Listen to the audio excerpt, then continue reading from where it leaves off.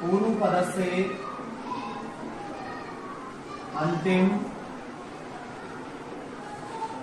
वर्णेन समम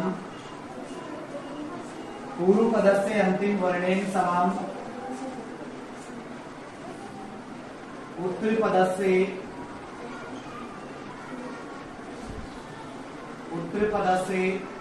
प्रथम वर्णेन मेलनेन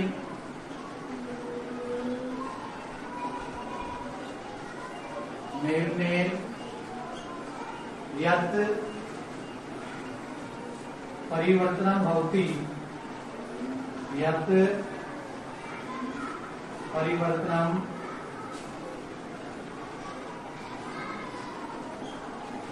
भवति तत् संधि इति।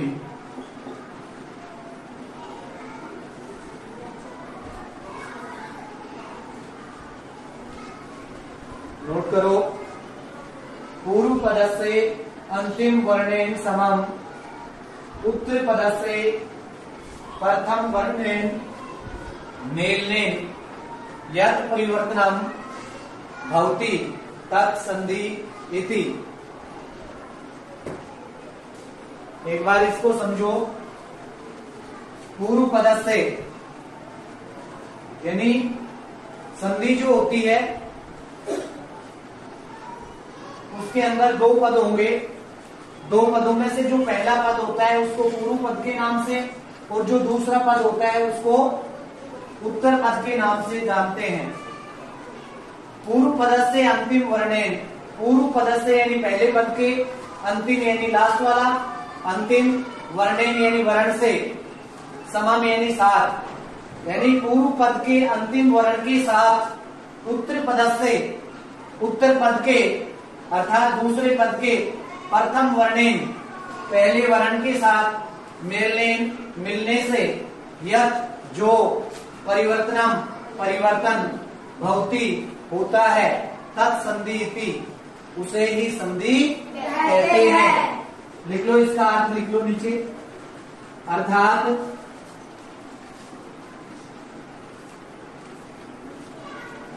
पूर्व पद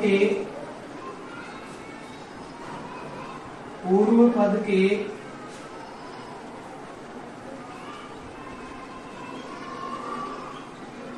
अंतिम वर्ण, पूर्व पद के अंतिम वर्ण के साथ, पूर्व पद के अंतिम वर्ण के साथ उत्तर पद के प्रथम वर्ण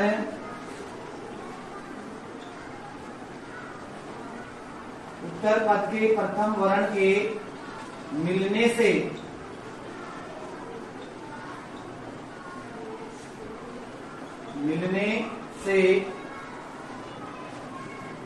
जो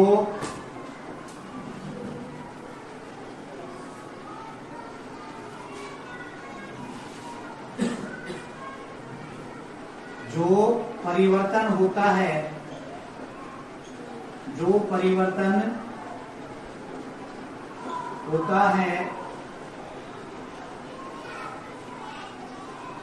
उसे संधि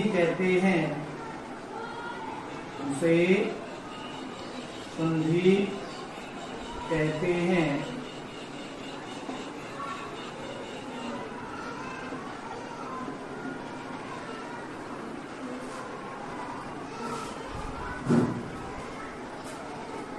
देखो, पूर्व पद के अंतिम वर्ण के साथ उत्तर पद के प्रथम वर्ण के मिलने से जो परिवर्तन होता है उसे संधि कहते हैं।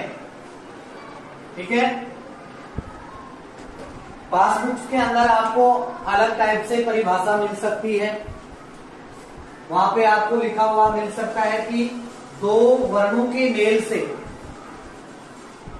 दो वर्णों के मेल को संधि कहते हैं। लेकिन जब तक संधि के अंदर विकार नहीं आएगा, परिवर्तन नहीं होगा, तब तक वह संधि नहीं बन सकती। यानी दो या दो से अधिक वर्ण आपस में मिलते हैं और उनके मिलने से उनके अंदर एक बदलाव होता है, परिवर्तन होता है, जिसे हम विकार भी कह सकते हैं। विकार होगा तब जाकर के वो संधि बनेगी। ठीक है, उदाहरण देखो, यथा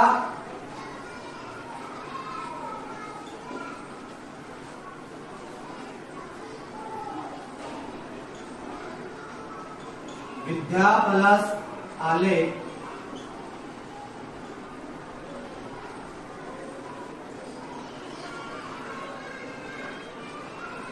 इन दोनों को मिलाएंगे तो बनेगा विद्यालय। एक बार समझो, लिखने में ध्यान नहीं देना अभी।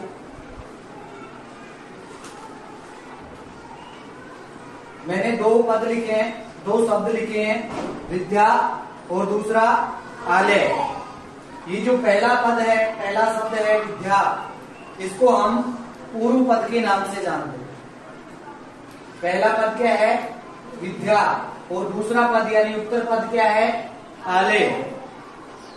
इन दोनों को हम मिला रहे हैं, बीच में प्लस का चिन्ह है ना, प्लस क्या काम करता है? जोड़ने का। तो इन दोनों को हम मिला रहे हैं। मिलाते समय देखना एक परिवर्तन होगा। क्या परिवर्तन हो रहा है? देखो, विद्या, विद्या जो शब्द है, इससे पहले वर्ण विच्छेद करना आपको बताया। इसके अंदर आपके कौन कौन से वर्ण आ रहे हैं बता सकते हो? कौन कौन से वर्ण आ रहे हैं? शाबाश, बोल। प्लस आ। तो यहाँ पे हम देख रहे हैं अंतिम जो वर्ण है वो क्या आ रहा है इसमें? अंतिम ध्वनि किसकी आ रही है? आ की। आ रहा है ना? और इधर भी क्या आ रहा है? लास्ट पहला वर्ण, दूसरे पद का पहला वर्ण आ। ये दोनों मिले और दोनों के मिलने से इनका दीर्घ रूप यानी आ बन गया। पहले पद के अंदर आ था, दूसरे पद के शुरू में आ गया, दोनों को मिलाया तो दोनों के मिलने से क्या बना है? आ। देखो इधर 1 2 3 4 5, ठीक है। लेकिन यहाँ पे आप क्या देते हो? 1 2 3 4, यानी एक अक्षर गायब हो गया। मोटे तौर पे हम देखें तो एक गायब हो गया ना। यही परिवर्तन हो रहा है और इस परिवर्तन को हम संधि के नाम से जानते हैं। ठीक है, यहाँ पे परिवर्तन हुआ है। आ और आ दोनों मिले, दोनों मिलकर के एक आ में परिवर्तित हो गए। ठीक है, ये कैसे बनता है आगे हम इसके जब रूप पढ़ेंगे, आगे इसके प्रकार पढ़ेंगे, तब हमें क्लियर हो जाएगा। ठीक है, तो विद्या प्लस आलय से बन गया विद्यालय। इसी प्रकार से कुछ एग्जाम्पल और लिख लेते हैं यहाँ पे, उसके बाद में हम इसके प्रकार पढ़ेंगे। जैसे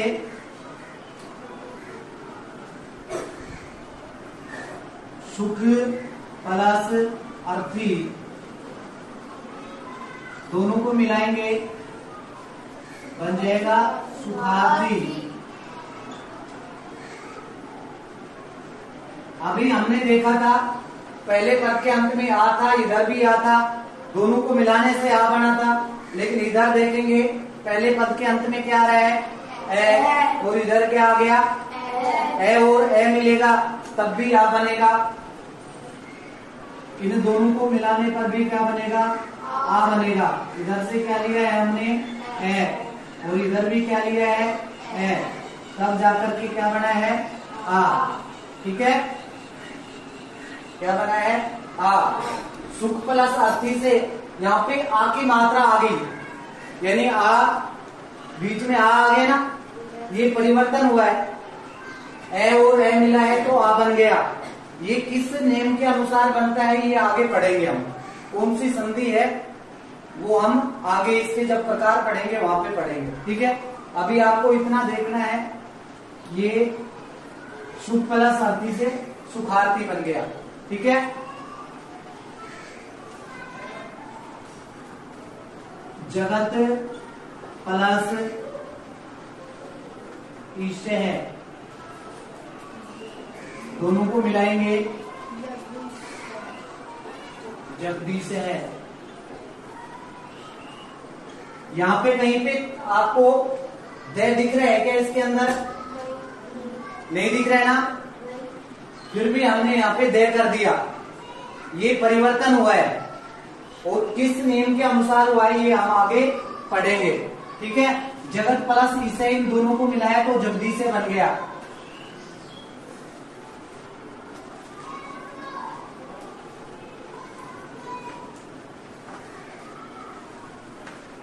इसी प्रकार से हम देखेंगे मने प्लस जय और बन गया मनोजय है।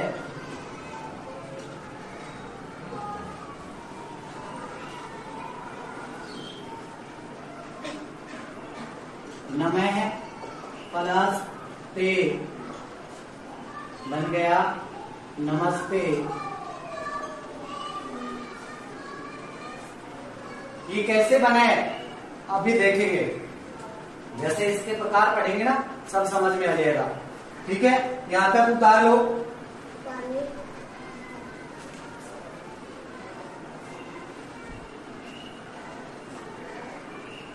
लिखो, ये उतार लिए एग्जाम्पल।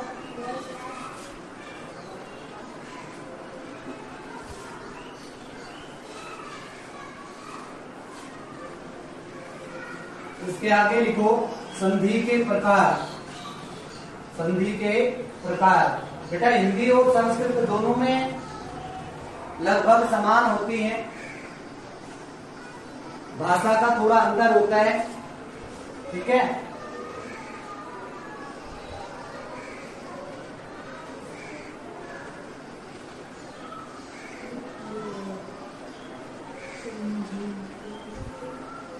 डालिए टॉपिक संधि के प्रकार। संधि के प्रकार लिखो इसके आगे।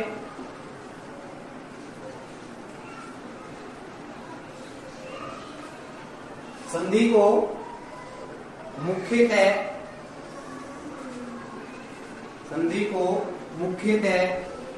तीन भागों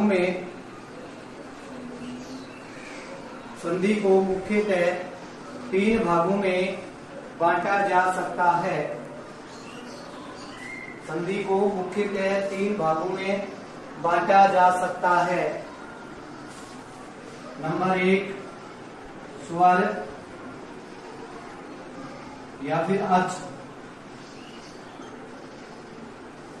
स्वर या अच संधि। नंबर 2 व्यंजन, जिसे हल के नाम से भी जानते हैं, व्यंजन या हल संधि। और नंबर 3 विसर्ग संधि।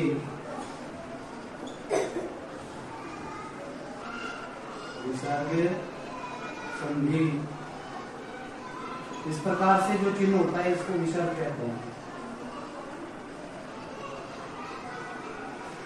संधि के 3 प्रकार हो गए, स्वर या अच संधि, व्यंजन या हल संधि और विसर्ग संधि।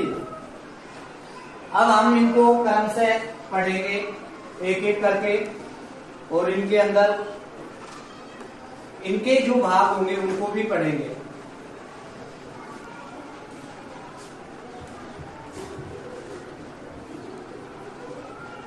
लिख लिया? दोबारा से कर लो इसको। स्वर संधि, स्वर या अच संधि है, इसको हम पढ़ेंगे अब।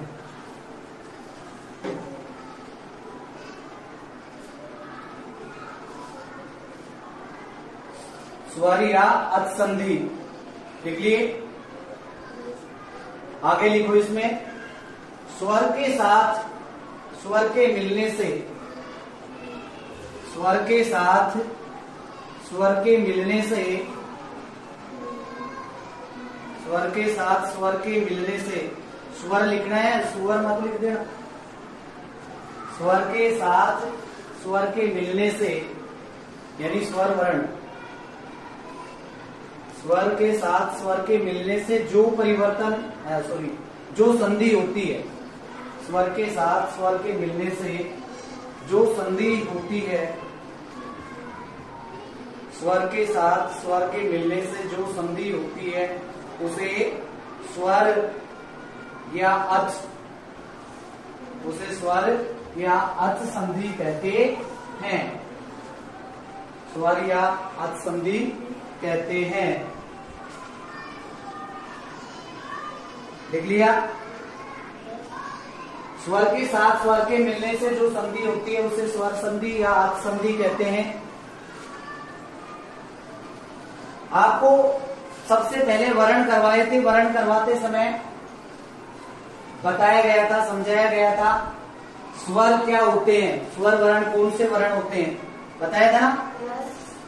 कौन कौन से होते हैं बताओ एक बार। हिंदी में संस्कृत में कितने स्वर होते हैं बताओ, टोटल कितने स्वर होते हैं संस्कृत के अंदर? टोटल कितने स्वर होते हैं? 13 स्वर। यानी जो हम स्वर संधि का प्रकार पढ़ रहे हैं इसमें हमें संधि के जो दोनों पद हैं, उत्तर पद और पूर्व पद, उन दोनों पदों के अंदर ये जो संस्कृत के 13 स्वर थे कौन कौन से हैं? एक बार मैं बता देता हूं। आ, ई, डी, ऊ, बड़ा ऊ, ऋषि, ऋषि के दोनों प्रकार हो गए, बड़ा ऋषि,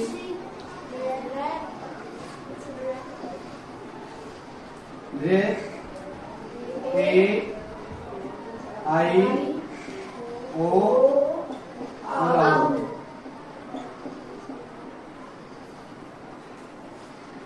ये 13 स्वर होते हैं।